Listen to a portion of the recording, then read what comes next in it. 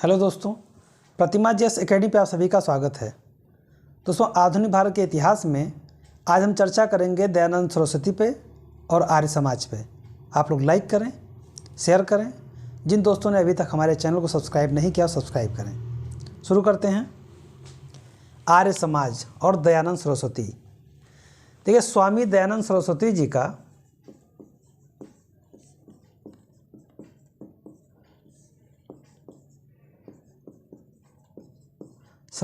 का जन्म जो हुआ था 1824 में हुआ था। 1824 में यानी 12 फरवरी 1824 में इनका जन्म हुआ था राजकोट में। और इनकी मृत्यु 30 अक्टूबर 1883 में इनकी मृत्यु हो गई। यानी ये 63 साल अपने जीवन का जिए, जिसमें 40 साल के आसपास, लगभग 40-45 साल के आसपास हिंदुस्तान को सुधारने में समर्पित कर दिए। स्वामी दयानंद सरस्वती जी, इनका मूल नाम था मूलशंकर। मूलशंकर इनका मूल नाम था। जिस समय इनकी उम्र 16 साल थी, इनकी बड़ी बहन का देहांत हो गया। और जब इनकी बड़ी बहन का देहांत हुआ, कहा जाता है कि उस सदमे को ये बर्दाश्त नहीं कर सके और वैराग्य जीवन चुन लिया। 16 वर्ष की अवस्था थी। इन्होंने, कहा जाता है कि किसी को महसूस, जो अटल सत्य मृत्यु है, वो महसूस किया जाता है जब कोई अपना खो जाता है। जब इनकी बहन का देहांत हुआ तो इन्होंने 16 वर्ष की उम्र में वैराग्य जीवन प्राप्त कर लिया और सत्य की खोज की तरफ बढ़ गए। अपने भ्रमणशील समय में इन्होंने जिन्हें गुरु बनाया, उनका नाम था दंडी स्वामी पूर्णानंद। ये बहुत ही ज्ञानी और योग्य थे। इन्होंने ही मूलशंकर को स्वामी दयानंद सरस्वती बनाया। दंडी मूलशंकर ने ही स्वामी दयानंद सरस्वती को स्वामी दयानंद सरस्वती बनाया। यानी मूलशंकर से स्वामी दयानंद सरस्वती का जो सफ़र तय कराया, वो दंडी स्वामी पूर्णानंद जी का बहुत योगदान रहा है। दयानंद सरस्वती ने जब अपने अध्ययन के दौर में वेदों का अध्ययन किया,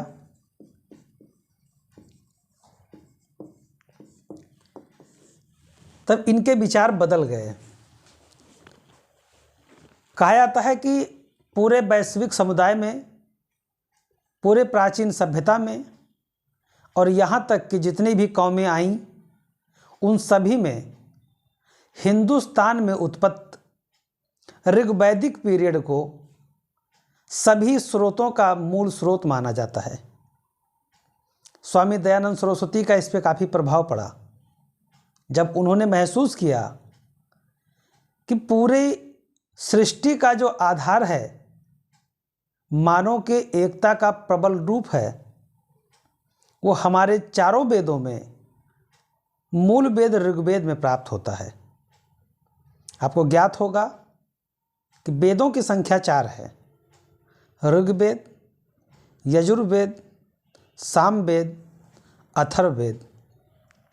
जिनमें से यजुर्वेद, सामवेद और ऋग्वेद को वेद त्रयी के नाम से जाना जाता है। और उसके बाद में अथर्ववेद आधुनिक वेद के रूप में जाना जाता है। जब वेदों का अध्ययन किया तो स्वामी दयानंद सरस्वती ने कहा कि हमको किसी और की सुधार की ज़रूरत नहीं है। यदि हम सुधारना चाहते हैं और देश को सुधारना चाहते हैं तो हमें वेदों की तरफ लौटना चाहिए। इसका मतलब ये कतई नहीं था कि हम उस वैदिक समाज के समय का जीवन जीना चाहते हैं। हम विकास के विरुद्ध हैं। स्वामी दयानंद सरस्वती ने सत्यार्थ प्रकाश करके एक पुस्तक इन्होंने लिखा था, एक समाचार पत्र भी था। उन्होंने अपने वक्तव्यों को बताया था कि हम ये कतई नहीं कहते कि तुम विकास ना करो, आधुनिकीकरण के विरोधी नहीं थे। वेदों की ओर लौटने का तात्पर्य उनका ये था कि जहाँ पे एक शब्द कहा जाता है कि मैं अपने पिता और माता के साथ रहता हूँ, जिसमें मेरी माता आटा पीसने का कार्य करती हैं, पिता वैद्य का कार्य करते हैं और सब लोग एक साथ रहते हैं। ये एक सिंबॉलिक कथन है जिसमें ये दिखाया जाता है कि जाति को कर्म प्रधान के रूप में देखा गया था, जाति को जाति के रूप में नहीं देखा गया था। ये उत्तर वैदिक काल की देन है कि धीरे धीरे लोगों के जन्म स्थान के रूप में, उनके जातियों के रूप में वर्ण व्यवस्था में विभाजित कर दिया। वर्ण व्यवस्था ऋग्वैदिक काल में भी था, लेकिन वो जाति मूलक नहीं था, वो कर्म प्रधान था। और वही के आधार पर दयानंद सरस्वती जी कहते हैं कि अगर हमें सामाजिक एकता, धार्मिक एकता और राजनीतिक एकता के सूत्र में देश को बांधना है तो हमें वेदों का अध्ययन करना चाहिए। जो भी भारतीय ईसाई बन गए थे, मुसलमान बन गए थे, तो इन्होंने कहा कि वो लोग डरे हुए थे या लोभवश बने थे, हमें इससे कोई फर्क नहीं पड़ता, लेकिन वो जो कि वो हिंदुस्तानी परंपरा के रहे हैं और अपने सनातनी धर्म को छोड़े थे, अगर वो पुनः आना चाहते हैं तो उनका हिंदू धर्म में पुनः स्वागत है। और इसके लिए उन्होंने शुद्धि आंदोलन चलाया था। गायों की विशेषता के बारे में ऋग्वेद में उन्होंने जो कि पढ़ा भी था और यथार्थता ये आता है। अब किसी भी समुदाय को लेकर के वर्तमान में जो लोग ये कह देते हैं कि हमारे धर्म में ऐसी चीज़ें हैं, हमारे धर्म में ये हराम है, हिंदू धर्म में वो हराम है, अन्य धर्मों में सब कुछ खाया जाता है, कहीं पे सूअर हराम है तो कहीं पे गाय हराम है, तो कहीं पे सब खा लेते हैं, सूअर भी गाय भी। तो ये जो विडंबनाएं अलग अलग रही हैं, ये सामाजिक और स्थान विशेष परिस्थितियों पर निर्भर करता था। ऐसा नहीं था कि हिंदुस्तान, भाई इस्लाम की उत्पत्ति अरब सागर के पास में हुआ, यानी कि ऐसे मरुस्थल के पास जहाँ सऊदी अरब और यूएई, कतर ये क्षेत्र आते हैं, वहाँ पे रेगिस्तान का अधिकांश भाग रहता है। वहाँ पे पानी की व्यवस्था ज़्यादा नहीं है, वहाँ पे खेती करने की व्यवस्था नहीं है, तो वहाँ पे मांसाहार वहाँ की स्थिति के अनुकूल संभव होता है। रही बात पिग की, तो पिग जो होता है उसकी ज़्यादातर आप देखेंगे जो दलदली एरिया होता है वहाँ पे ज़्यादातर काले सूअर, और जहाँ जंगल होता है वहाँ जंगली सूअर पाए जाते हैं। जहाँ रेगिस्तान होगा वहाँ तो ये पाए नहीं जाएंगे। इसी तरह से गाय की प्रवृत्ति जो है, जहाँ पे हमारे पास हिंदुस्तान में खाने के लिए अन्न संसाधन उपलब्ध थे, हमारे पास साग थे, खाद्यान्न थे, हमारे पास अनाज की उत्पत्ति थी, नदियों की श्रृंखला होने के नाते हमारी उपजाऊ भूमि थी, और पशुचारण में गाय महत्वपूर्ण इसलिए था क्योंकि हमें पोषण तत्व के रूप में दूध मिलता था। गाय के जो अवशिष्ट होते थे, गोबर या अन्य जो उनके अवशिष्ट होते थे, मल, उससे हम खेती करने में सक्षम होते थे, उससे हम खाद्य पदार्थ बनाते थे। गाय के मूत्र से जैविक उपार्जन के रूप में खेती के लिए महत्वपूर्ण माना जाता था, तो इसलिए हमारे हिंदुस्तान में उसको पूजनीय बना दिया गया। दयानंद सरस्वती जी का ये कतई कहना नहीं था कि तुम अपने परिवेश को भूल जाओ। आप अगर ऐसी परिवेश में रहते हो जहाँ पे आपको खाने की संसाधन नहीं है, तो आप कोई भी चीज़ खाइए। भाई जीवन जीने के लिए आहार तो चाहिए ही। अब वो आहार किसी जानवर का हो या किसी पौधे का हो, ये परिस्थितियाँ निर्भर करती हैं। स्वामी दयानंद सरस्वती जी इसी के आलोचक थे। वो कहते थे कि अगर शुद्धि आंदोलन चलाया जा रहा है, आप दोबारा अपने धर्म में आ सकते हैं। वर्तमान के रूप में इसे घर वापसी लोग कहते हैं। गायों की रक्षा के लिए, जो कि हमें दूध मिलता था, अन्य प्रकार के संसाधन, और हम ही को क्यों, हिंदुस्तान के सरजमी पर रहने वाला ऐसा कोई भी व्यक्ति नहीं है जो दूध का जो है कार्य न करता हो, खाना न खाता हो या दूध का उपयोग अपने भोजन में न लेता हो। और इसी के लिए उन्होंने गौरक्षणी सभा का भी स्थापना किया था। स्वामी दयानंद सरस्वती जी जब गौरक्षणी सभा का स्थापना किए, गठन किए, तब उन्होंने इस संकल्पना को उजागर किया था कि हमें ये कतई नहीं पता कि किसी का हम विरोध कर रहे हैं, लेकिन हम इतना ज़रूर जानते हैं कि हम हिंदुस्तान को एक करने के लिए, आर्य समाज की स्थापना के उन्नति के लिए जो कार्य संभव होगा हम सब करेंगे। जैसे विवेकानंद जी ने कहा था कि हम उन सभी लोगों के खिलाफ हैं, हम उन पढ़े लिखे वर्ग के खिलाफ हैं जहाँ की जनता गरीब हो, वहाँ के दोषी वहाँ के पढ़े लिखे और संपन्न वर्गीय लोग हैं, क्योंकि उन्हीं के धन के दौलत पर, उन्हीं के धन, उन्हीं के संपत्ति, उन्हीं के दिए हुए कर के बदौलत हम पढ़ने में सक्षम होते हैं। और जब हम उनका ध्यान नहीं देते हैं तो हम हर उस व्यक्ति को दोषी मानते हैं जो गरीबों का ध्यान नहीं देता। उसी तरह स्वामी दयानंद सरस्वती जी भी कहते थे कि अगर आप जिस चीज़ से आपका आने वाली पीढ़ियों का नस्ल मजबूत होता हो, उनको बचाना हमारा और आपका सबका परम कर्तव्य है। और इसीलिए उन्होंने गौरक्षणी सभा का स्थापना 1882 में किया था। 1863 में उन्होंने जब देखा कि कई प्रकार के धर्म में अलग अलग विडंबनाएं हैं, लोगों को डराया जाता है, लोगों को धमकाया जाता है, और यहाँ तक कि उन्होंने ये भी कहा कि मैं ये नहीं कहता हूँ कि सनातन धर्म में कोई बुराइयाँ नहीं हैं, उनको सुधारा जाए। नए सिरे से जो वैदिक समाज रहा है उसे नए सिरे से परिवर्तित करते हुए, कुछ सुधार करते हुए उसको नए सिरे से लागू किया जाए। वो दलित वर्ग को दलित नहीं समझते थे। उनका कहना था कि समाज में, भारत में, हिंदुस्तान में हिंदुस्तानियों के लिए है जगह। यहाँ पे ना तो कोई ब्राह्मण है, ना तो कोई क्षत्रिय है, ना तो कोई वैश्य है, ना कोई शूद्र है। यहाँ पे सभी लोग हिंदुस्तानी हैं, सभी लोग भारतीय हैं। और इसी को ध्यान में रख करके उन्होंने एक पाखंड का उपहार करते हुए इन्होंने पाखंड खंडनी पताका लहराया था।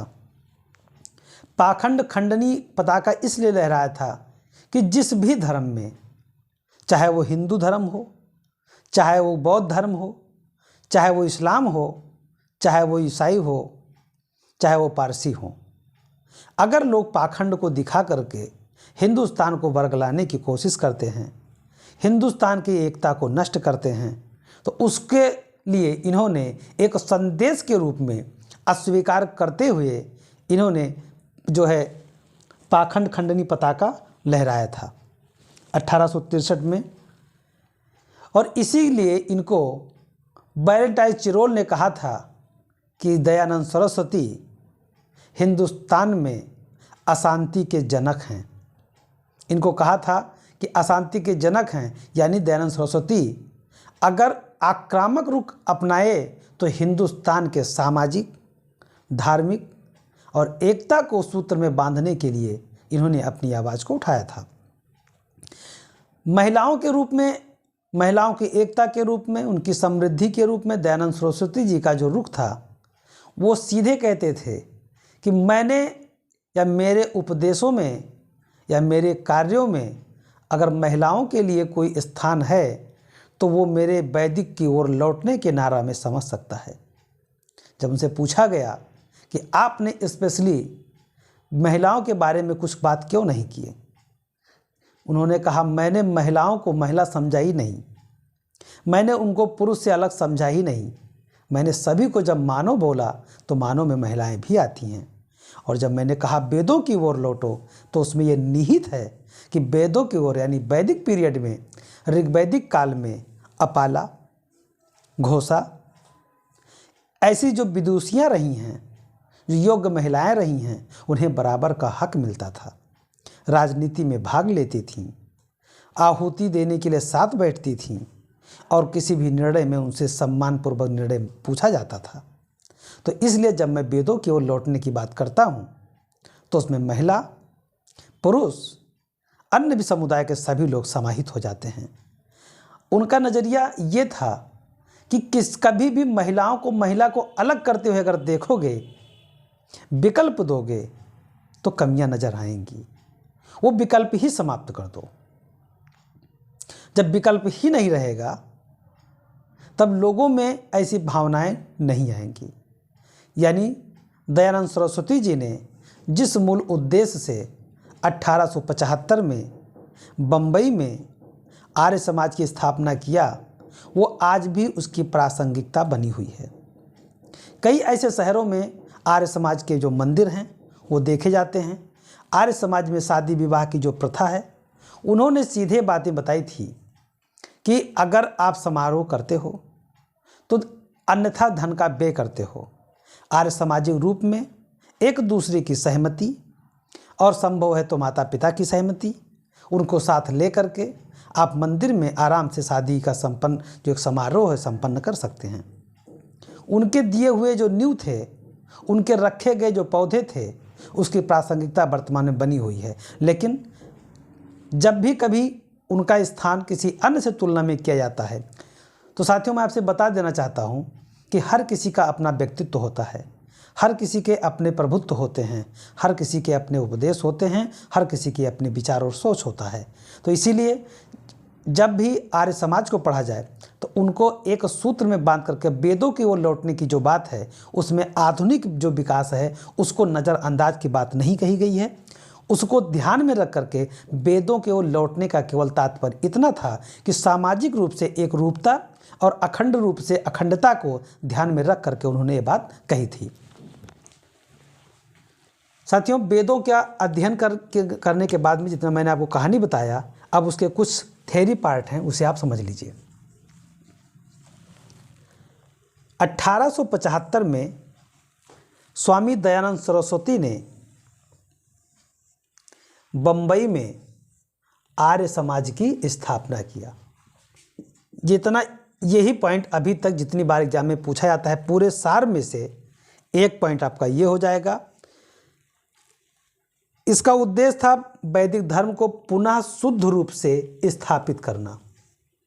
वैदिक धर्म को पुनः शुद्ध रूप से, इस शब्द को जरूर याद रखिएगा, शुद्ध रूप से, पुनः शुद्ध रूप से स्थापित करने के लिए किया था। भारत को सामाजिक, धार्मिक और राजनैतिक रूप से एक सूत्र में बांधने के लिए उन्होंने आर्य समाज की स्थापना किया था। इन्होंने वेदों की ओर लौटो का नारा दिया था। इन्होंने शुद्धि आंदोलन चलाया था और 1882 में गौरक्षणी सभा का स्थापना किया था। 1863 में पाखंड खंडनी पताका लहराया था। इन्हें वैलेंटाइन चिरोल ने अशांति का जन्मदाता कहा है।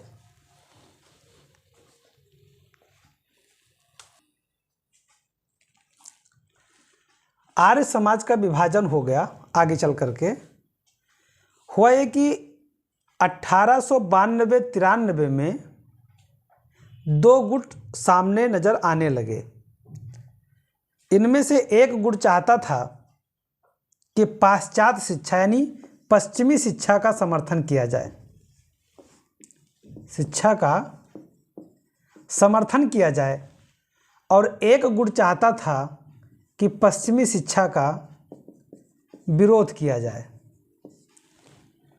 जो लोग विरोध कर रहे थे उसमें स्वामी श्रद्धानंद, लेखराम, मुंशीराम, ये लोग प्रमुख थे।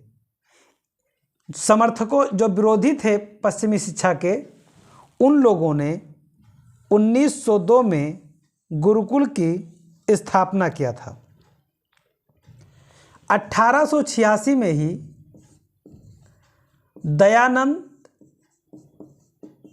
दयानंद एंग्लो वैदिक कॉलेज की स्थापना किया जा चुका था और इसको देख करके जो विरोधी दल थे वो आर्य समाज से हटना चाहते थे और आगे चल करके वो हट गए। तो इसलिए समर्थक में हंसराज, लाला लाजपत राय ये लोग थे और विरोधी में ये लोग थे। तो गुरुकुल की स्थापना विरोधियों ने किया था और दयानंद एंग्लो वैदिक कॉलेज की स्थापना समर्थकों ने किया था, जो पश्चिमी शिक्षा के समर्थन में खड़े थे। यंग बंगाल आंदोलन बंगाल में चलाया गया था और इस आंदोलन की शुरुआत किए थे Henry Vivian Derozio. Henry Vivian Derozio. अब ये नाम देख करके तो लगता होगा कोई विदेशी होगा, तो विदेशी कोई नहीं है, भारतीय हैं। और इन्होंने भारत की एकता को और साथ ही साथ जो ये चिंतित थे किसानों की दशा पे, ये चिंतित थे प्रेस की स्वतंत्रता को लेकर के,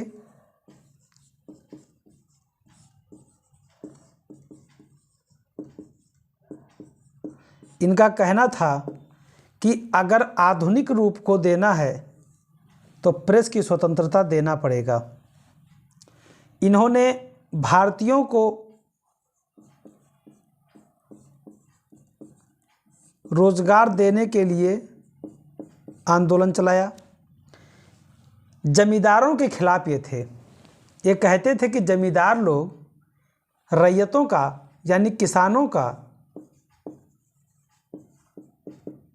शोषण करते हैं और इस शोषण का कारण है अंग्रेज नीति।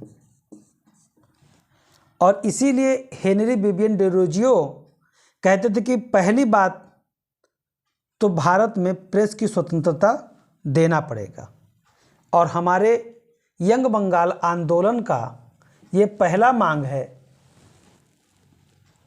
कि प्रेस की स्वतंत्रता दी जाए और किसानों को रैयतों को जमींदारों से सुरक्षा प्रदान कराया जाए। जमींदारों से सुरक्षा प्रदान किया जाए। हेनरी विवियन डेरोजियो ये शुरुआत में घड़ी का काम करते थे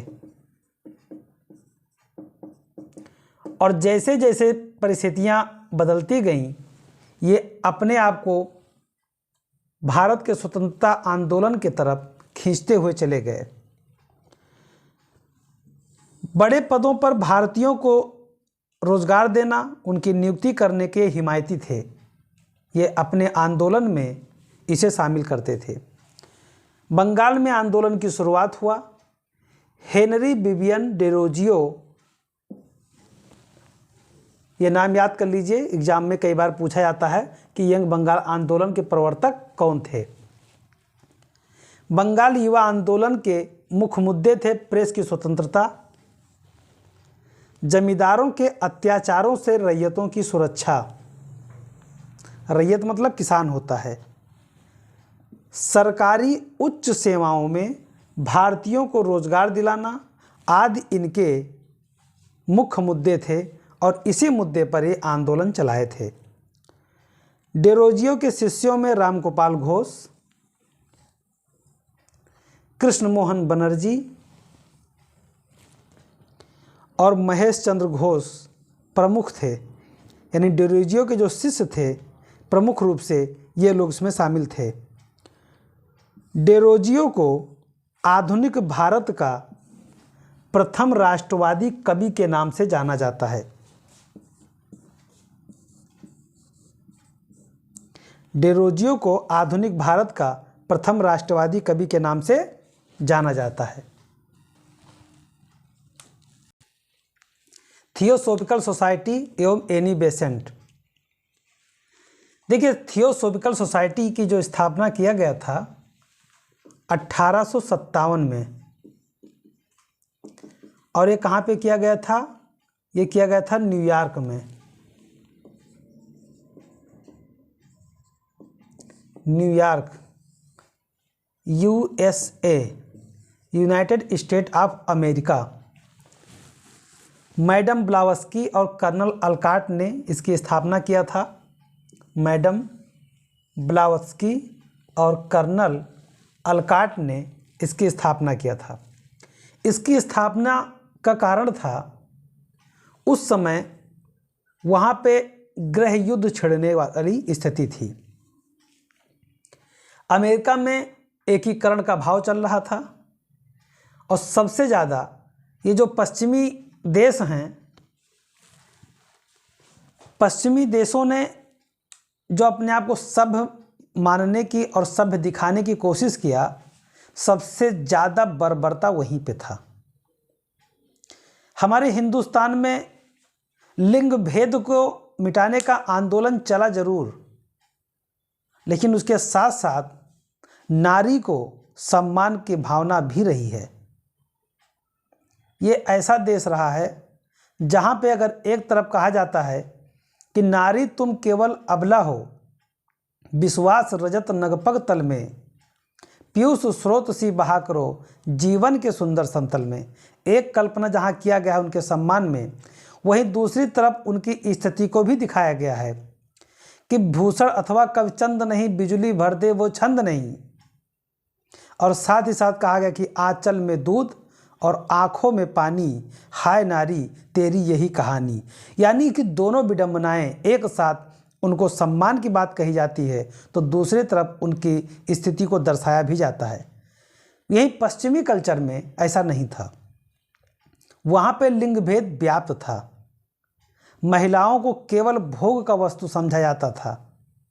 वो तो वहाँ की महिलाओं ने द्वितीय विश्व युद्ध और पहले विश्व युद्ध के बाद में, जब वहाँ के पुरुषों को ज़्यादा से ज़्यादा पुरुष जब मौत के घाट उतार दिए गए, पहले विश्व युद्ध में लगभग 1 करोड़ पुरुष मार दिए गए थे, द्वितीय विश्व युद्ध में लगभग 2 करोड़ पुरुष मारे गए, लगभग 4 करोड़ के आसपास घायल हो गए थे, तो महिलाएं ज़्यादा हो गई थीं।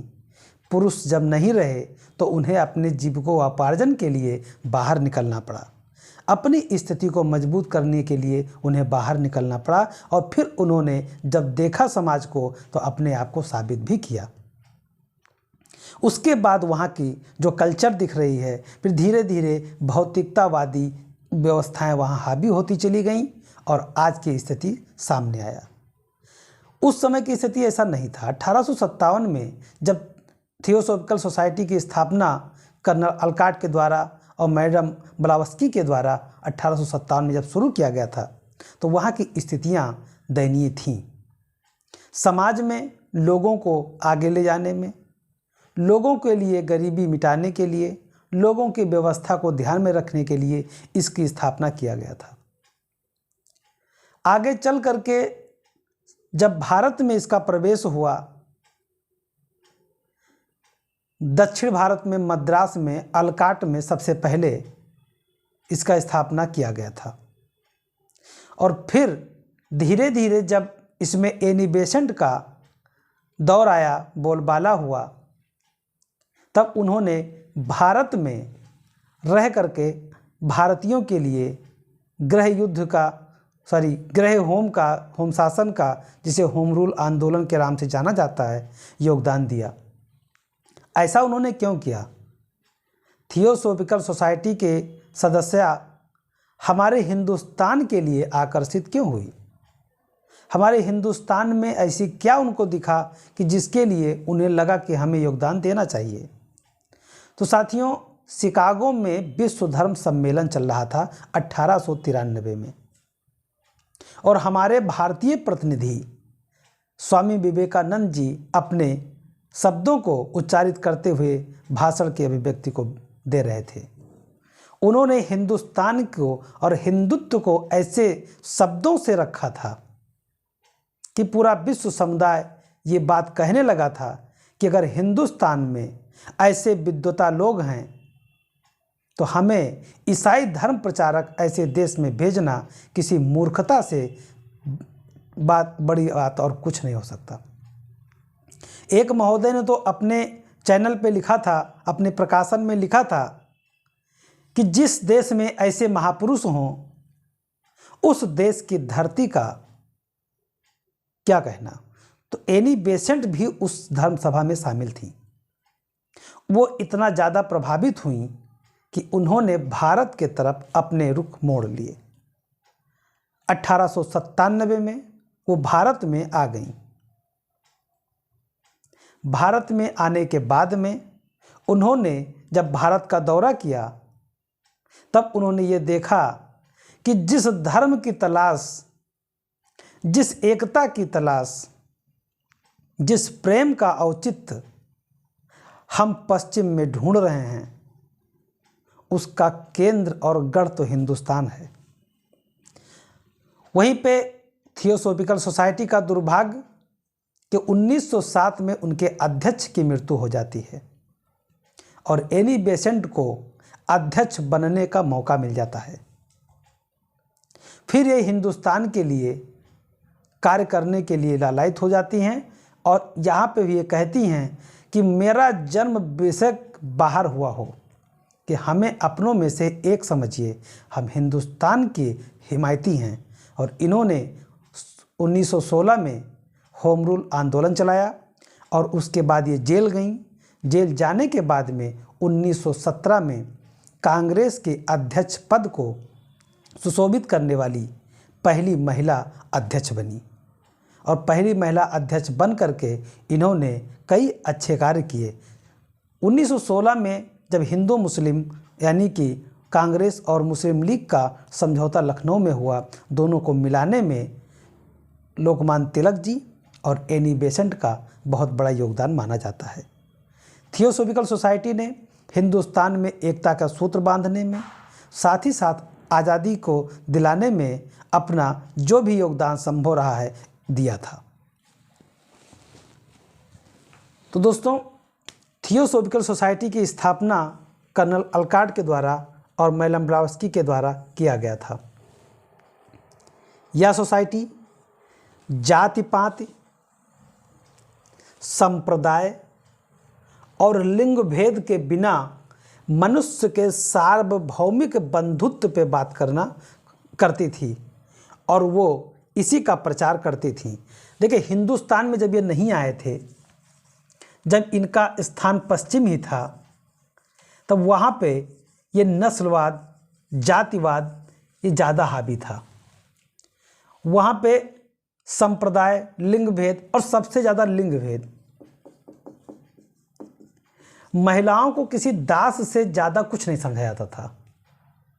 जिस भी महिला के साथ वो लोग जैसा चाहते थे वहाँ के पुरुष वैसा व्यवहार करते थे और महिलाएं कुछ नहीं कर सकती थीं। एक समय आया, धीरे धीरे एक ऐसा दौर आया कि सब कुछ बदल गया और बेहतर प्रभुत्व वहाँ पे दिखा। तो उन सब बदलाव में थियोसॉफिकल सोसाइटी का योगदान माना जाता है। साथ ही बाद में भारतीयों में राष्ट्रीय गौरव की भावना विकसित करने में इस आंदोलन ने काफ़ी भूमिका निभाई। 1882 में थियोसॉफिकल सोसाइटी का अडयार मद्रास में अंतर्राष्ट्रीय कार्यालय खोला गया। अलकाट की मृत्यु के बाद 1907 में एनी बेसेंट को थियोसॉफिकल सोसाइटी का अध्यक्ष बनाया गया और भारत में शिक्षा के क्षेत्र में विकास के लिए एनी बेसेंट ने बनारस में 1898 में सेंट्रल हिंदू कॉलेज की स्थापना किया, जिसे आगे चल कर के 1916 में मालवीय जी यानी मदन मोहन मालवीय जी के प्रयासों से बनारस हिंदू विश्वविद्यालय उसका नाम रख दिया गया। साथियों, एनी बेसेंट के बारे में मैं थोड़ा सा आपको और बता दूं। इन्होंने जब भारत में भारतीयों के लिए लड़ना शुरू किया, 1916 में होम रूल आंदोलन चलाया,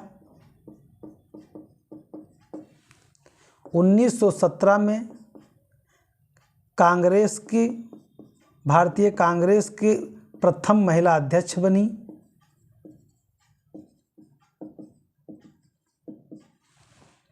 1916 में सेंट्रल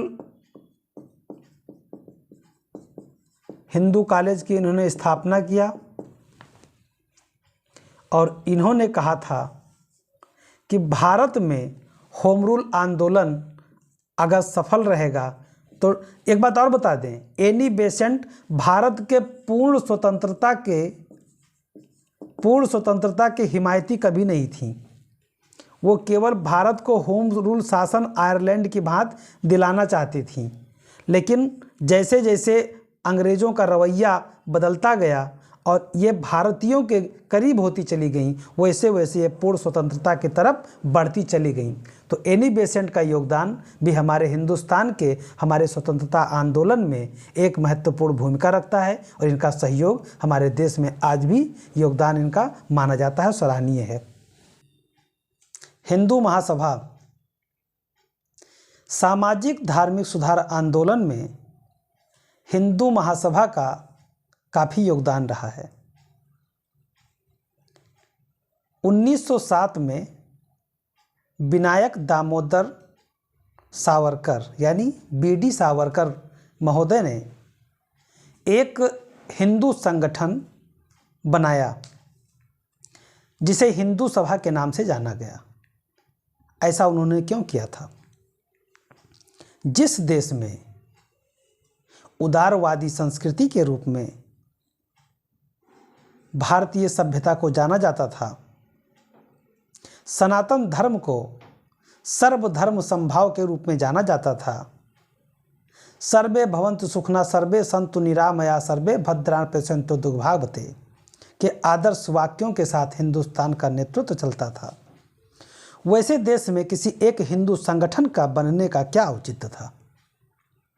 क्योंकि आपको याद होगा 1906 में मुस्लिम लीग की स्थापना किया गया था।